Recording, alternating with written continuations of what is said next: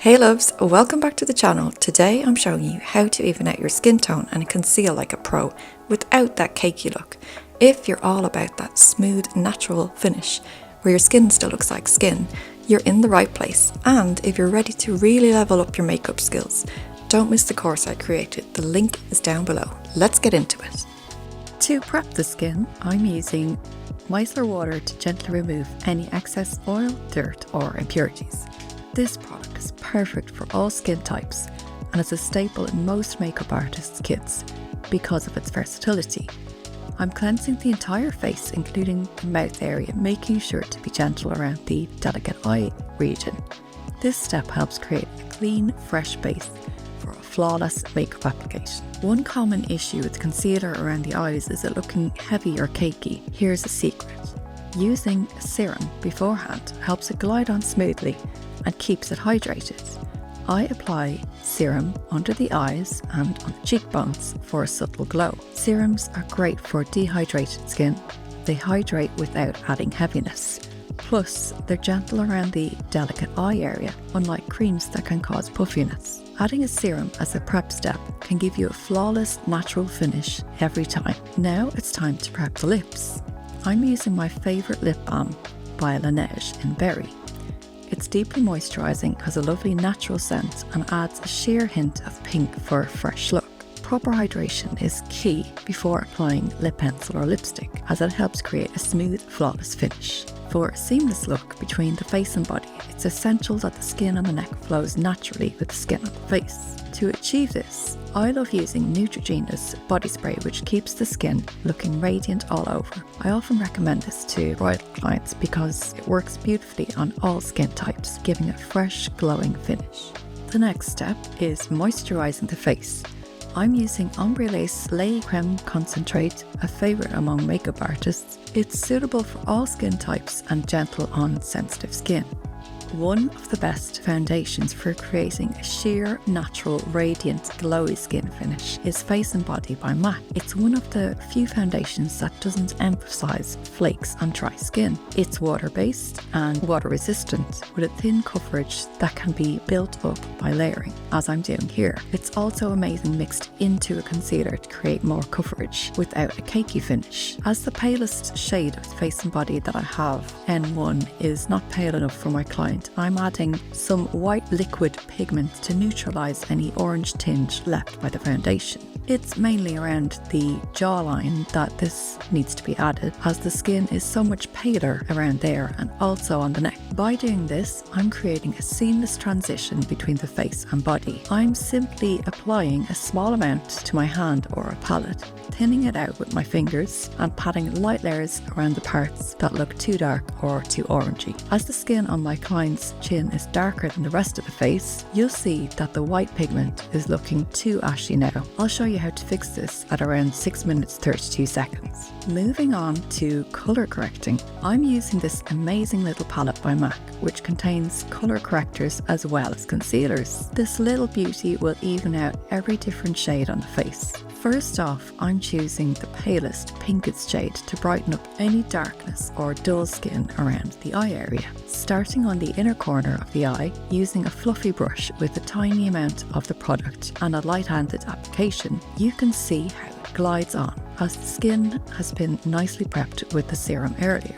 Using light strokes and whatever products left on the brush, I'm blending this all the way across the under eye area. Most skin tones will benefit from using either a pink or peach corrector around the eyes to counteract any dark shadows and brighten up the eye area. Before applying concealer, I'm applying a light layer of the corrector above and below the brows to create a pop of bone structure and also all the way across the eyelids. Now that I've applied the corrector, I'm doing a deeper blend by using a damp beauty blend. I'm fading out the edges of the corrector so that there's no difference in colour or texture between this and the foundation. You can see how any cakey bits of the corrector are being transformed into a more natural skin finish by using the damp sponge. The pressure I'm using is quite firm. Remember to pay special attention to any folds or creases on the inner corner of the eyes. To effectively conceal the eye area, I'm using NARS Radiant Cream Concealer in Creme Brulee.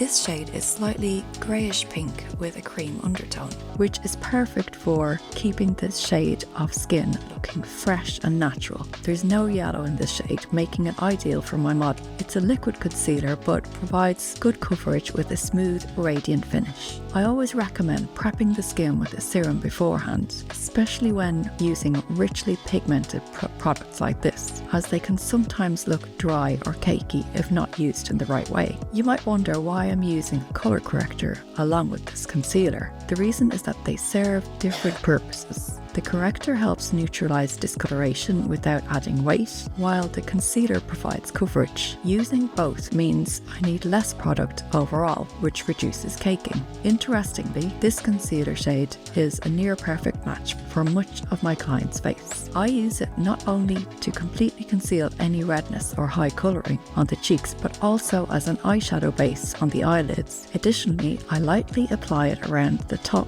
and bottom of the brows to create a diffused highlight, which helps in shaping and providing a flawless base for brow products.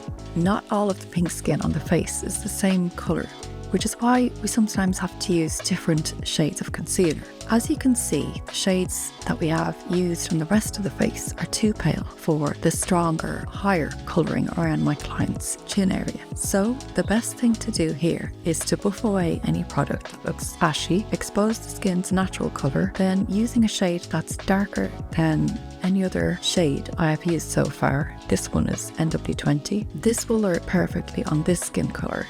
Yeah, it will actually look orangey if used on other parts of the face.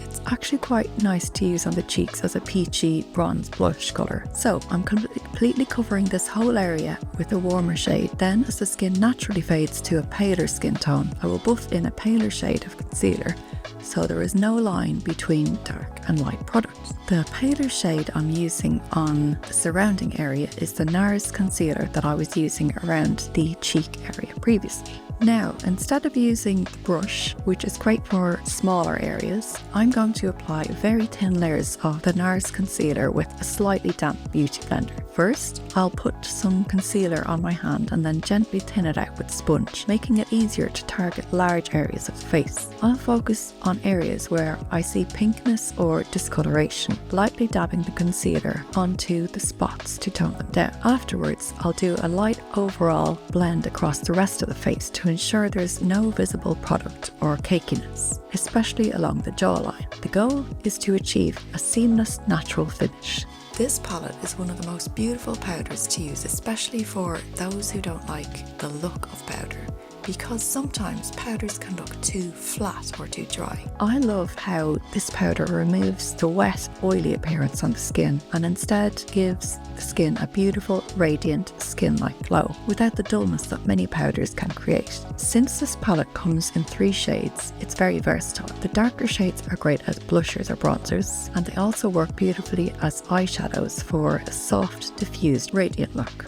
Today, I'm mixing all 3 shades together to create a neutral shade and an anti-shine finish, and to set the base we have just applied. I'm using an eyeshadow brush to apply the powder to the eye area because its smaller size offers better control, especially around the delicate contours of the eyes. Before I apply powder to the eyelids, I make sure the concealer has no creases by gently buffing them away with a damp sponge. My main focus is on controlling shine in areas where it's less flattering to have shine, namely the T-zone, the sides of the nose, underneath the nose, the inner cheeks, the forehead, and around the mouth and jawline.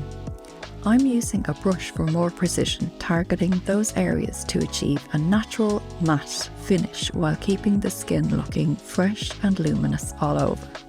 Once the face makeup is even and finished, I like to check the jawline to ensure everything looks seamless.